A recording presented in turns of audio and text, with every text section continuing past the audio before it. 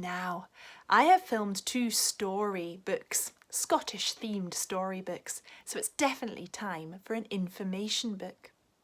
Now, raiding my supply of information books on my shelf, I came across this one. Who do you think this character is? With his hump and his hump and his hump. His name starts with N. I say he. In fairness, he could be a she. It's called Nessie. And this is an information book full of facts, everything we know about the Loch Ness Monster. Now, the Loch Ness is the deepest, longest loch in Scotland. It's so deep that it feels like you're going almost to the centre of the earth as you go right the way down it. And people in times gone by wonder if the loch has tunnels to the sea. So perhaps Nessie is in the loch sometimes, and other times it's out at sea swimming around. And maybe that is why we're not always able to see him. But over time, there's been lots of people who've spotted the Loch Ness Monster. But it always is the question, is it real or is it not? Millions of years ago, the northernmost part of Scotland was not part of Scotland. But over time, the crust, the actual land, the top, even including the sea, has kind of moved around. And there came a time that the top half of Scotland crashed into this part of Scotland. The prehistoric sea creatures rushed to escape, except, the story goes, for one named Nessie, because she was always a dreamy sort of a monster. Look, there she is. Luckily, when the 2 parts collided, they left a large gap, and this is called the Loch Ness, which is Gaelic for Lake of the Monster. Loch Ness is so deep that you could stand 3 big bens up in it. 1, 2, 3. That is very deep. The Statue of Liberty could dive in quite happily, whee, and definitely not hit her head on the bottom. You could put 5 jumbo jets placed wingtip to wingtip from the bottom all the way up.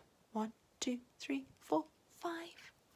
So there's plenty of room for a monster to live in the deep, dark depths of Loch Ness. So here the story goes. Nessie lived for many years until a man called St. Columba, who was busy converting the Scots to Christianity, shouted, "Get back!" from the bank. Nessie was surprised, but didn't pay any attention. And for thousands of years or more, she left them in peace to swim to or fro in the loch. Occasionally, the story goes, she would take a little walk among the hills. The monks who lived with St. Columbus started taking notes of when they saw her. We have these records even now. The beautiful Urquhart Castle was built beside the loch, but people who lived there were far too busy fighting off attackers to have any time for a monster. The time that this castle was built in, there was a lot of fighting in Scotland. Everybody wanted more land, so they kept trying to take it from each other. So they had a lot of fights. But then in 1933, disaster struck. So this is almost 100 years ago. A road was built along the side of the loch. The noise was frightful. Lots of crashing and bashing and rocks crashing around, and there's splashing into the water all day long. And after that came all the traffic along the road, bumper to bumper. What was a monster to do? Everywhere Nessie went, there were people. She tried to keep out of their way, but certain people spotted her as they were driving around.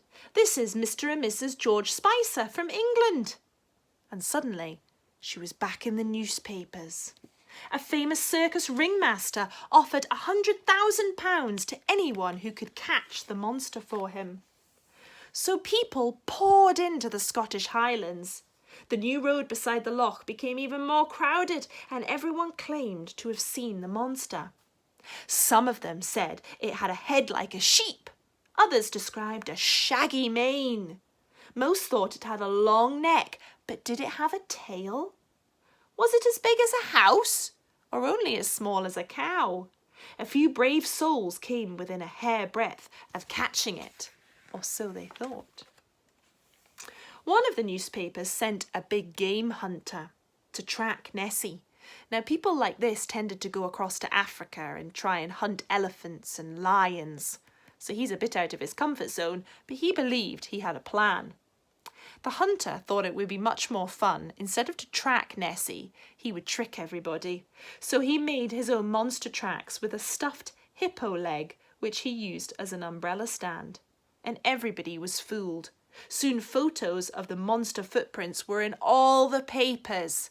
And that's a bit naughty because he was telling a lie.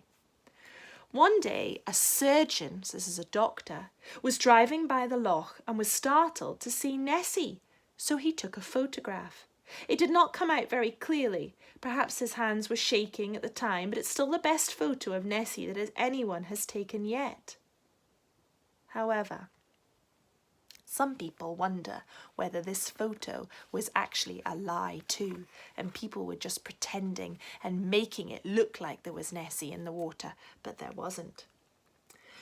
Everybody wanted to find out how Nessie came to Loch Ness and why she looked different to each person who saw her. Some people suggested, like I did at the beginning, that Loch Ness is connected to the sea by tunnels underneath the mountains. So they suggested that there might be other monsters too that come and go from the sea to the loch. But they couldn't explain why the water in the loch didn't run away out of the tunnels, because the loch is higher than the sea, so you'd think that the water would just run straight down and the loch would then be dry. Some people said that Nessie had a family. She was a proud mother to a whole family of wee monsters, although who the father was, they couldn't quite say. One day, two boys were out fishing, noticed three very queer little creatures swimming behind their boat. They told the monks of St. Benedict, who knew at once what they'd really seen. Baby monsters! A great expedition was organised and 20 men watched the loch for a whole month. One of them actually filmed the monster. The film was rushed to the London and shown in the famous zoologists. The zoologists pretended to know what Nessie was, although they hadn't got a clue. A seal! It's a seal, don't you know? Most certainly a seal, or else perhaps a salmon. Oh, not a shadow of a doubt, a seal or a salmon, or maybe even a shrimp. The film was never seen again. People are still trying to find Nessie. One man went fishing for her by night. His boat was found empty the next morning. Another man was nearly drowned as he tried to take a photo as Nessie came up under his boat. The man who searched on a hang glider was afraid the noise of an aeroplane might scare Nessie off, so he decided he'd be quieter, with just wings himself. Another dived in a mini submarine, taking lots of photos under the water. Some people would like to drain the loch to see if they could search the bottom. Others devised complicated traps, which never seemed to work. A group of scientists tried boats fitted with sonar, and that's what bats use to try and sense their surroundings. So as they beamed the sound out, if it hit Nessie, it would bounce back and they would know where she was.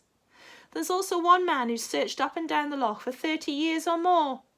He did once catch a glimpse of Nessie. But nobody got ever close enough to properly catch her. Could it be that over the years she's grown to rather enjoy this game of hide and seek?